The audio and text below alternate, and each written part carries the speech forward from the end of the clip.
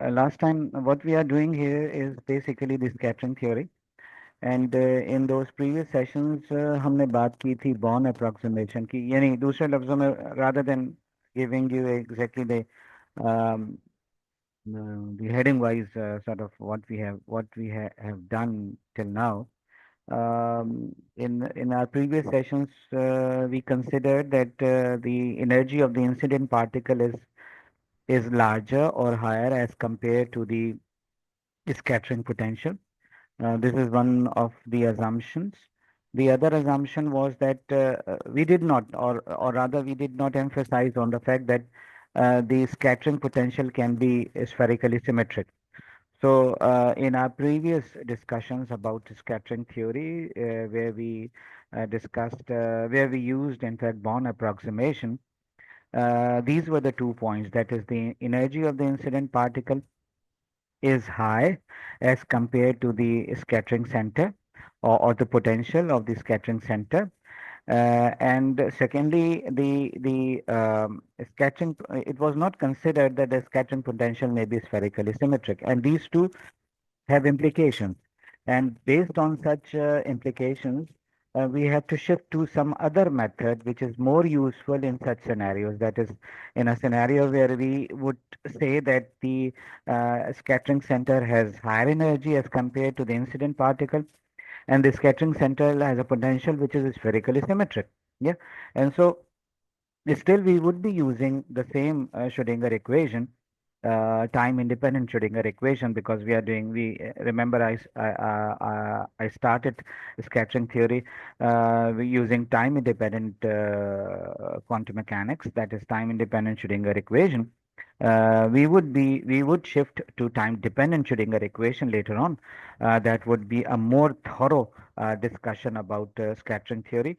Maybe you have done these topics in your lower classes when you were doing your BS in physics or MSc in physics, but or maybe you have done it, but not in such depth जिस तरह से हम कर रहे हैं.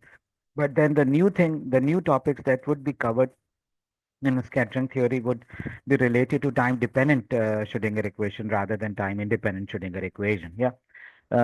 So in fact, what we have done there was, in fact, Born approximation. And in Born approximation, maybe this approximation may be useful when the energy of the incident particle is high. But then, if the energy of the incident particle is not high, then you have to use some other method, and this method is known as partial wave analysis, or partial wave expansion, or partial phase shift, and so on. मुख्तलिफ नामों से हम इसको जानते हैं. So let me give you some sort of qualitative description of the partial wave analysis, and what would be the methodology, what would be the basic idea of this method, starting with the differences, and then we would also talk about free particle states, although free particle states will not be considered here in scattering theory, but just to give you an idea, or the idea of the approach that we would be following in partial wave analysis, we need to talk about or discuss something about the free particle states. Yeah. In quant. And so we would give some quantum mechanical aspect or quantum mechanical description of free particle states. So let's start with the Born with the description for this method. So we can say that Born approximation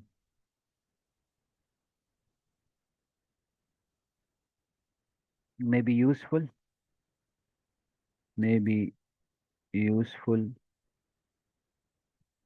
uh, in cases where the energy of the incident particle of incident particle is high compared to the scattering energy of the scattering center or the potential. But at low energies, at low energies of the incident particle low compared to the the energy of the scattering center. So in fact, when we say low, तो low से हमारी मुराद क्या होगी? That the impinging or the incident particle has energy which is less than the energy of the scattering center. So at low energies of the incident particle, another approach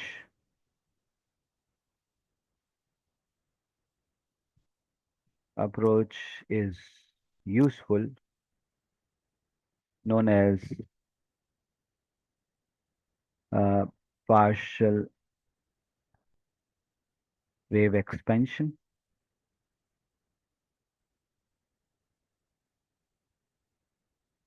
or partial wave phase shift or partial phase shift. जो इसका नाम है, from the name you might have the idea that we are talking about some entity, some mathematical object that would be composed of constituents, that is the partial constituents, yeah. And in this case, the partial constituents would be different particles having different momenta, yeah, and all those different particles with different momenta, then they can basically contribute to scattering process, and from that contribution we can sort of get some information about the scatterer, that is the target particle which is being which is being sort of investigated. And so अगर देखा जाए तो this approach is completely complementary to the Born approximation, because in Born approximation you are talking about high energy incident particles, whereas here we are talking about low energy incident particles, and the scatterer is of high energy. So this approach is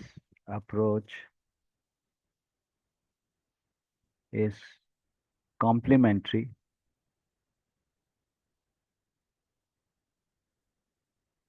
to the Born approximation.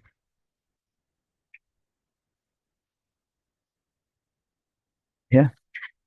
दूसरी बात, so this is one of the sort of distinguishing feature which distinguishes partial wave analysis from Born approximation or vice versa. The another feature was basically the shape of the potential. We have not considered in our previous discussion that the potential is spherically symmetric, and this has quite some in fact implications जिनको हमें देखना चाहिए था, जो हमने नहीं देखी, and now we would be discussing those implications. So furthermore,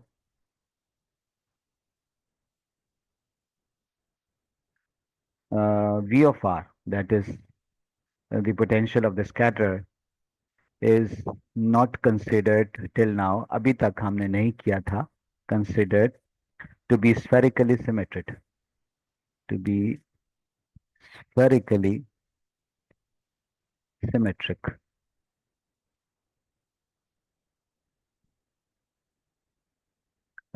Symmetric potential. So we need to consider this case also, this scenario.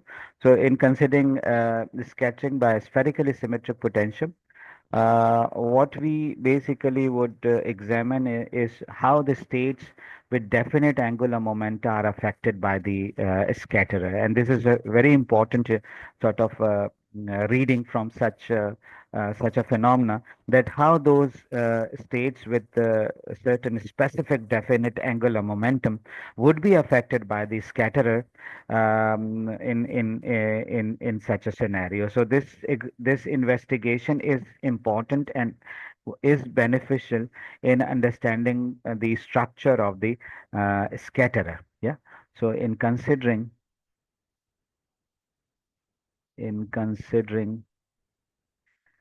scattering by a spherically symmetric by a spherically uh, symmetric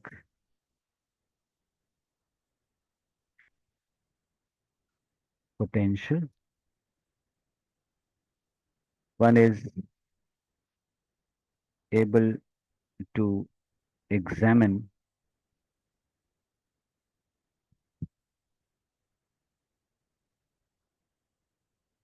examine how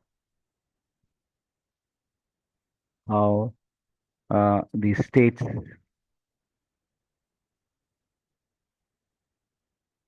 with definite angular momentum with definite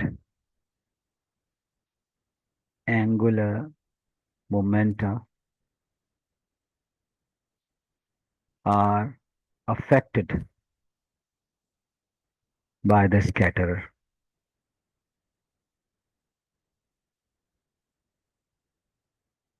So this is something which is important to consider, which we as yet did not consider in our previous discussion about the scattering theory in Born approximation. And this is specific consideration that your potential is spherically symmetric. This would lead to methods of partial wave, and the name comes from this very concept that the incoming incident particles, they have different momenta, and so they are considered as partial waves composing the whole. Yeah. And so those partial waves then interact with the scatterer, having different momenta, those incident particles, and give us information about the scatterer, which might have a structure which is consistent with those partial waves, yeah, having different momenta. And so we would have a very good picture of the scatterer, yeah. So such consideration lead us to the method of partial waves. Yeah, the names come from this very concept. Yeah. So ये चीज को discuss करने से पहले that is discussing the angular momentum decomposition of the scattering states. Let us discuss for a moment free particle states. तो हमें idea हो जाएगा कि free particles जो हैं they can have a spectrum of angular momenta or momenta, and those how they those different or varying angular momenta would have quantum states consistent with those in fact angular momenta, and so we would have a sort of a relationship which would give us, in fact, the eigenstate consistent with such operators as the energy operator, angular momentum operator in some specific direction. And so we would develop some commutation relationships. And remember, quantum mechanics, जब हम लिखते हैं तो the the the few very basic principles in writing or starting quantum mechanics, one of the few basic principles in writing quantum mechanics is those commutation relations, because these commutation relations, they give us an idea about cause and effect, in fact, scenario in quantum mechanics, as well as the relationship of eigenstates with the quantum operators. Yeah. So before before discussing the angular momenta, the angular momentum decomposition. So we would be decomposing the whole wave packet containing more than one particles with different angular momenta into constituent angular momenta. Yeah. So that is the basic idea or the methodology of partial wave analysis. Yeah. Decomposing of the decomposition of the scattering states.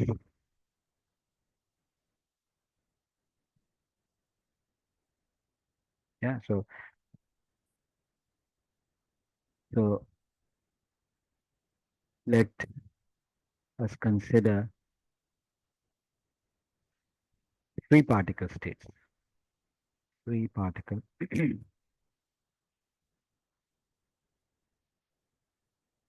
states, which are basically, which are the eigenstates of angular momentum, which are the eigenstates of angular momentum.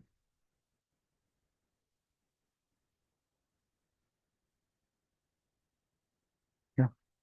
Okay, so let's talk about free particle states. What do you mean by free particle? That is a particle which is not bound. Yeah. And so the states corresponding to those free particles are free particle states. Yeah. And so a bound particle would have states which are basically dependent upon or are bounded by some central potential or some potential in a general sense.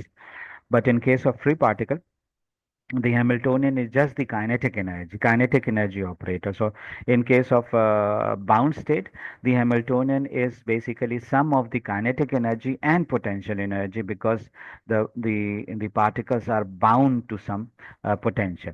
But in case of a free particle, the Hamiltonian is not the sum of kinetic and potential energy. It is just the kinetic energy operator, and since it is just the kinetic energy operator, and so it commutes with the momentum operator as well. In fact, the free particle Hamiltonian H, which is just the kinetic energy operator, it also it commutes with the L square and Lz operator. L square is the Lx square plus Ly square plus Lz square, and Lz is the Z component of the angular momentum operator. So we can take any component, any direction, but preferred direction. But in this case, generally we take the Z component. So basically, what we are saying here that for a free particle,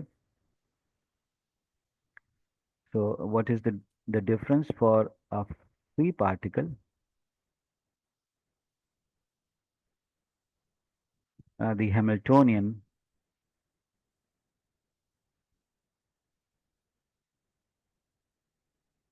is just the is just the kinetic energy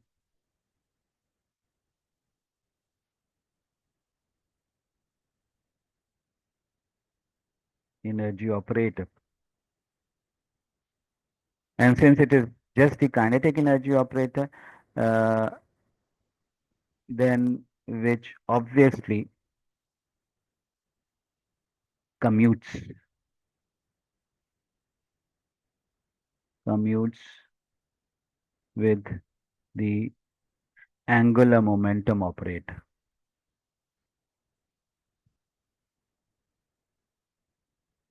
in general. Yeah. Commute का मतलब होता है that is they would have simultaneous eigenstates. That is, they have the same eigenstates, that those operators have the same eigenstates, that the energy operator and the angular momentum operator would have the same eigenstate, or simultaneous eigenstates would be formed. Uh, when we say that they commute with the angular momentum, so specifically this implies that free particle Hamiltonian H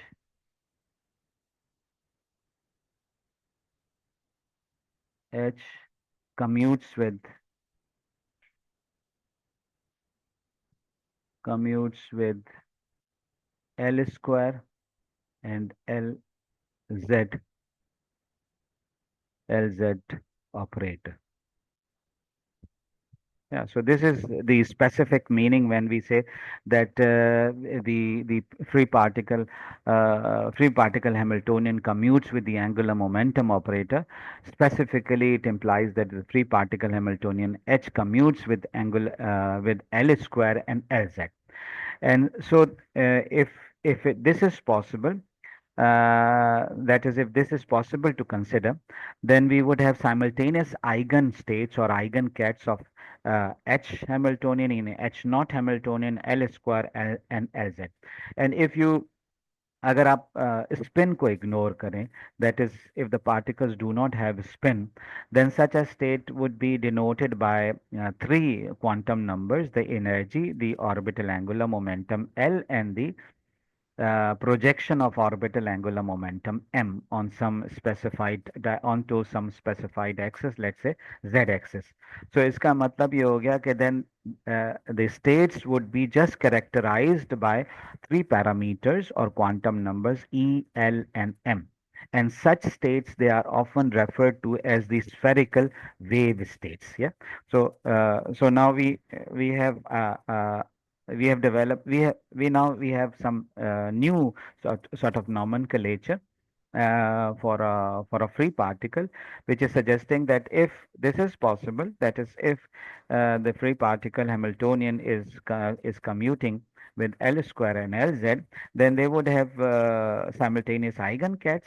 And if you ignore the spin, then those states can be characterized by three numbers, and such states would be known as the spherical wave states. Yeah. So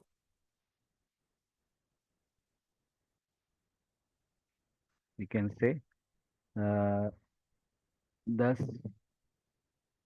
it is possible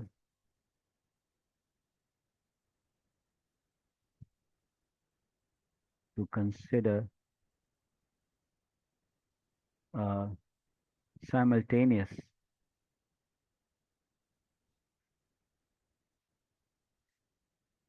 eigenstate,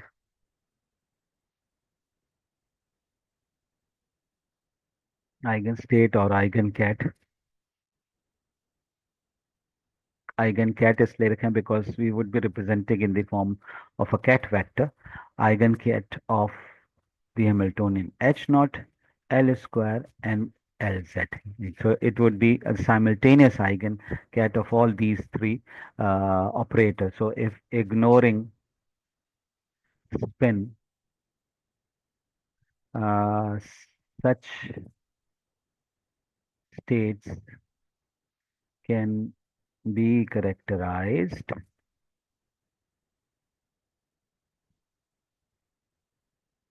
by three quantum numbers,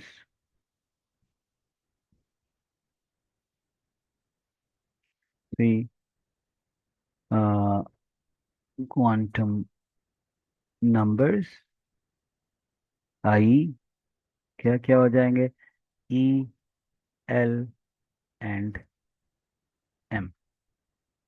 So the state or cat vector can be written as, कैसे लिखेंगे, E, L, M. Yeah, such, और इनको क्या कहते हैं, such states are known as spherical wave states.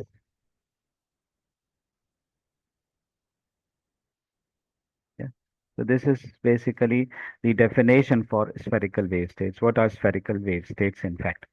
दूसरे in general or more generally, the most general free particle state can be regarded as a superposition of in fact these eigencats E, L, and M. You can think about that.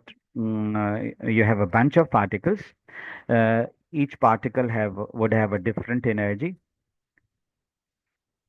uh, what is a cat vector? जब आप कह रहे हैं ना cat vector, so in fact this is a notation जो जिसको Heisenberg notation कहते हैं, bracket notation. So when we say a wave function और स्टेट वेक्टर, सो उसमें स्टेट वेक्टर और wave function is a quantum mechanical state of a quantum particle, and that quantum mechanical state of a quantum particle is a unique state, and its uniqueness is defined by quantum numbers. जैसे हम कहते हैं principal quantum number, orbital angular momentum quantum number, projection quantum number, spin quantum number, projection spin quantum number, and so on. So जिनको हम in fact wave functions या state vectors कहते हैं, उसी उन्हीं को हम हाइजेनबर्ग नोटेशन के अंदर कैट वेक्टर्स कहते हैं.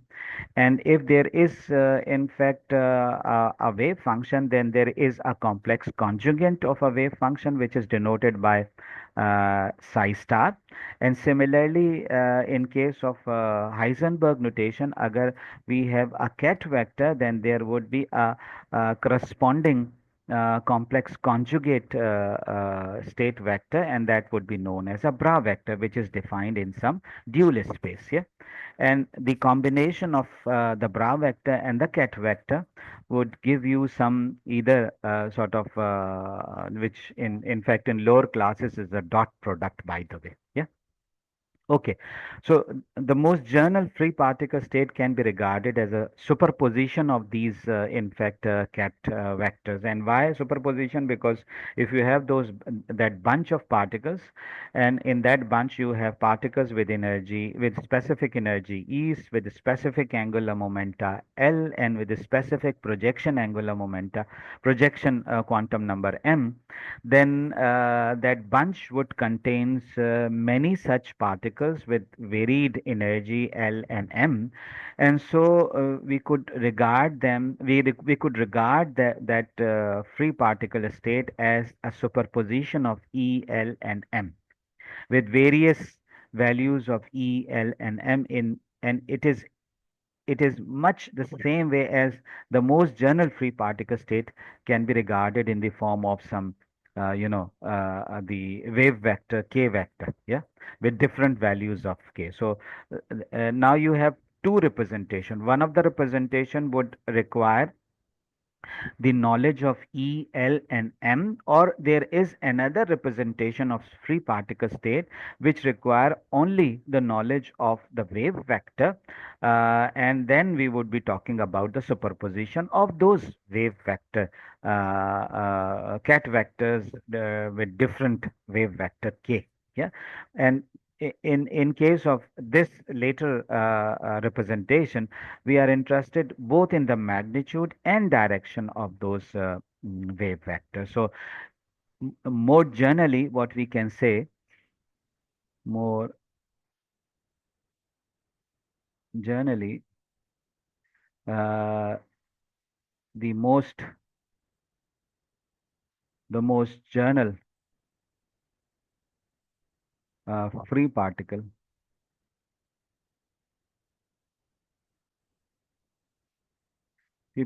state can be can be regarded as a superposition, as a superposition of E, L, and M uh, cat vectors with various E, L, and M values in much the same way uh, as describing free particles, uh, free particle state as a superposition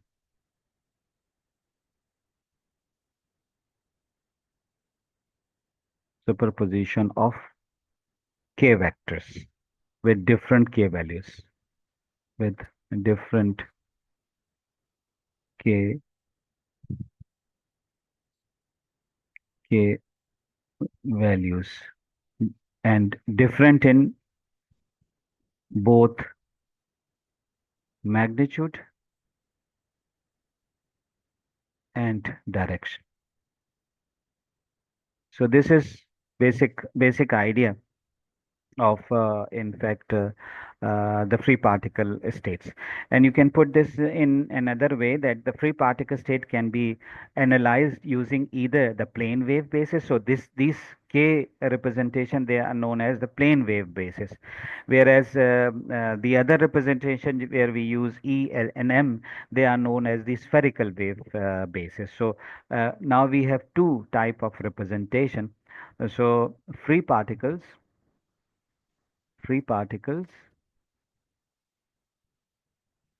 can be represented in terms of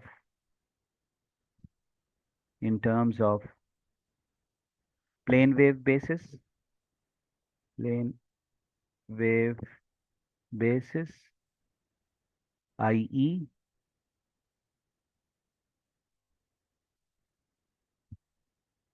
or in terms of spherical wave basis, i.e., E, L, and M. Yeah, so we have two representation, and now we need a transfer function. We need to transform. That is, we need to connect the plane wave basis with the spherical wave basis, and we can drive as in the momentum space wave function of ELM, or the position space wave function of ELM. So uh, you could think about as describing the wave function in momentum space, or describing the wave function in position space. So you could think as if some object is let's say use some example from classical mechanics. So if some object is stationary, then you could define that object in some position space, that is in configuration space.